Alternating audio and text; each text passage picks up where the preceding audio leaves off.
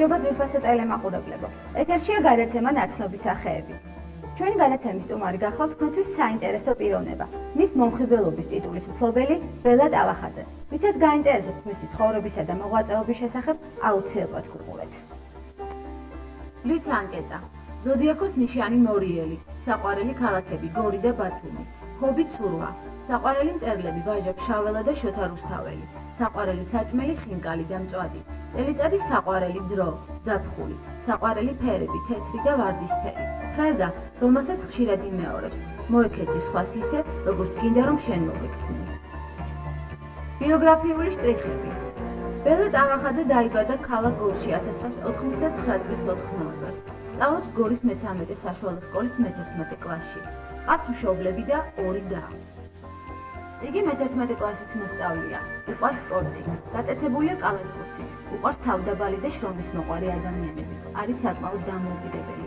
ეს თვისება მას ბავშვობიდან ჩამოუყალიბდა. ბავშვობაში იყო წყნარი, ჭკვიანი და საკმაოდ ჯიუტი ბავშვი. თავისი სიჯუტის გამო დედისაგან ხშირად ისჯებოდა. ვიყავი წყნარი, მაგრამ თან ამავდროულად ვიყავი ჯიუტი. რასაც ვიტყოდი, აუცილებლად უნდა ამსრულებოდა, თოჯინე მომიდებოდა, თუ რაც მომიდებოდა, უნდა იყიდეთ და რა გავგიჟებოდ. სკოლაში კარგად ვსწავლობ, მიყვარს უფრო ქართული.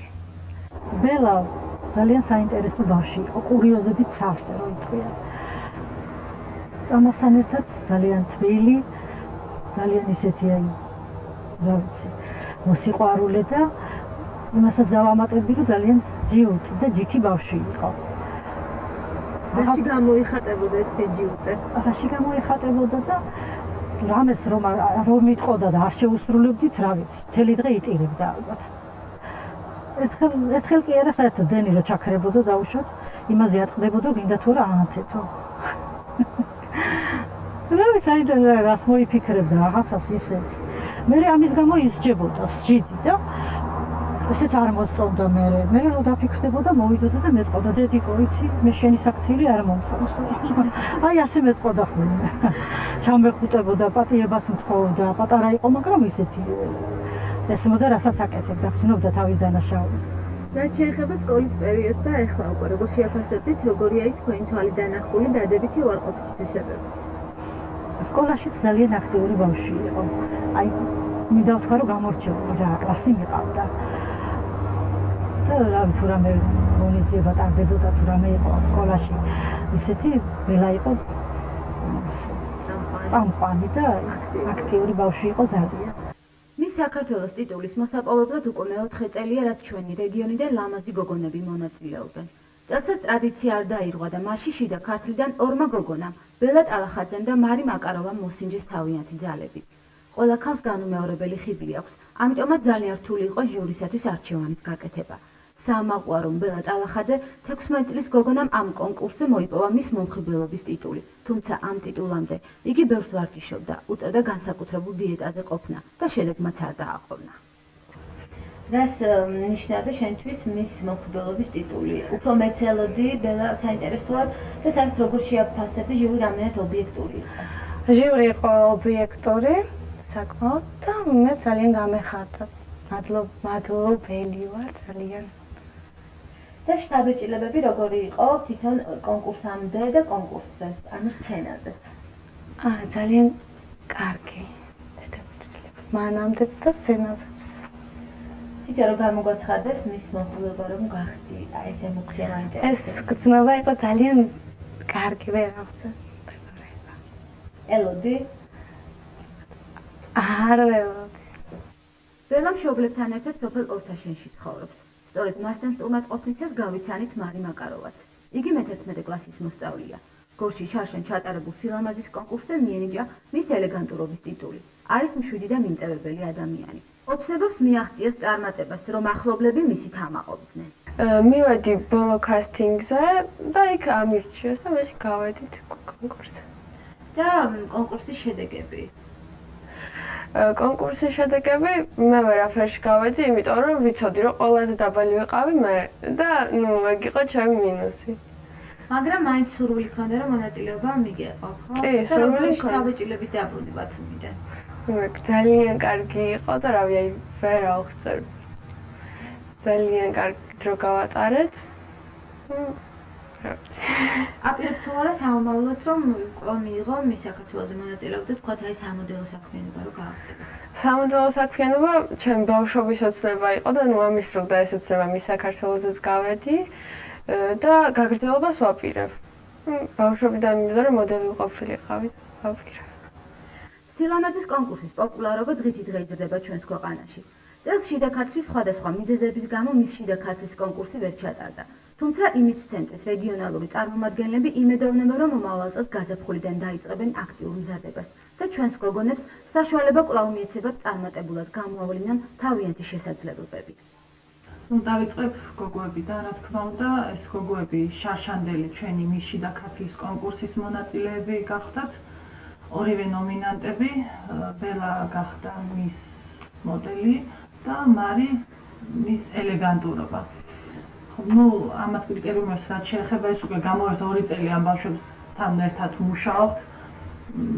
ვარჯიშები იყო, სიარულის ტექნიკა იყო, შეძლების დაგვარად ეხა გორში, რა თქმა უნდა.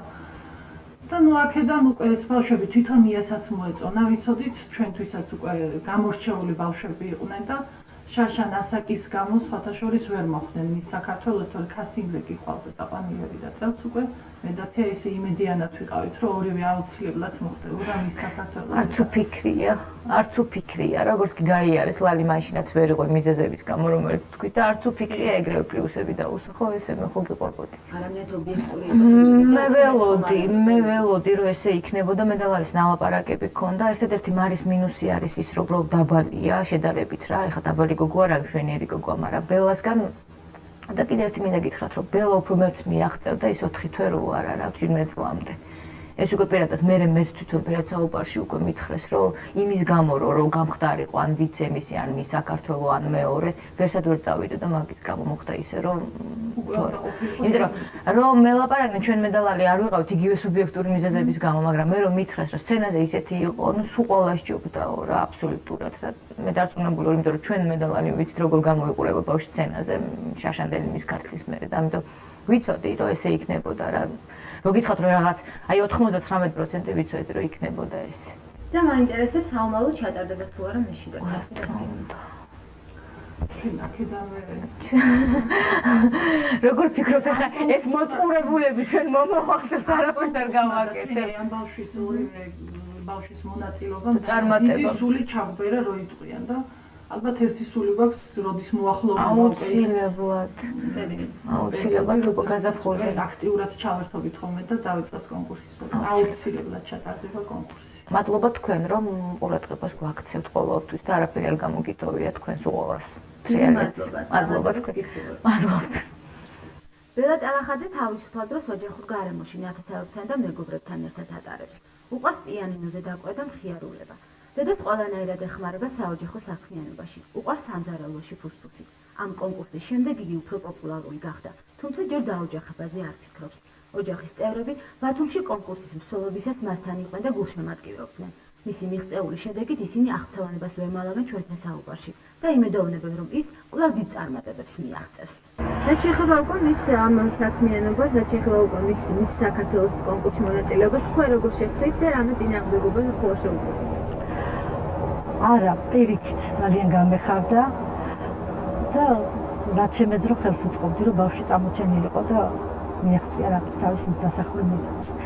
თვითონაც უნდოდა და აუსრულა ღმერთმა და მადლობა უფალს, რომ ველა დააჯილდოვათ სილამაზით და რას უსურვებთ სამყაროდ? მე ვიცი რომ სახირულს სულს, აი თქვენ რას უსურვებთ? რა ვიცი, დედის როცა ძალიან კარგია შვილისთვის და ვითხოვდი და ღმერთს შევთხოვდი ხელი მოუმართოს ჩემს ველას და სულ წინდა წინევლოს და გახარებული მაჩვენოს. ძალიან დიდი სიხარული იყო. ჩვენ ბათუმშიც ვიყავით გულშემატკივრობდით და აი როდესაც გამოაცხადეს ბელას ეს სიხარული, მის მომხიბლელობა, აი ძალიან დიდი სიხარულის გრძნობა იყო. ახლა რა უნდა ვთქვა ამაზე, ეს თუ არა და მე მგონი ყინული დაიძრა და ბელას უსურვებ უფრო მაღლა და მაღლა საფეხურებზე წასვლას და ცხოვრების დიდ გზაზე აი თქვენი დახმარებით, აი თქვენს მადლობა მინდა. ვინც ბელას მხარში უდგია. ყველას მადლობას მოგახსენებთ და წარმატებას გისურვებთ ბელასთან ერთად. ბელას სურს რომ ჩააბაროს თეატრალურ ინსტიტუტში. ჯერჯერობით კი ამერიკის ერთ-ერთ სააგენტოდან პასუხს ელოდება. დადებითი პასუხის შემთხვევაში იგი სერიოზულ კონტრაქტზე მოაწერს ხელს და წარმატებული მოდელი გახდება. რა იქნება შემდეგ? ამას ალბათ მომავალი გვიჩვენებს. მანამდე კი მას ბედნიერებასა და ჯანმრთელობას ვუსურვებთ. ჯერ ტელემაყურებლებო, ჩვენი გადაცემა დასასრულს მივახავდა. ტრადიციულად ერთ კვირაში შევხვდებით ერთმანეთს და თქვენთვის საინტერესო პიროვნებას წარმოგიდგენთ. დიდი მადლობა ყურადღებისათვის, ნახვამდის.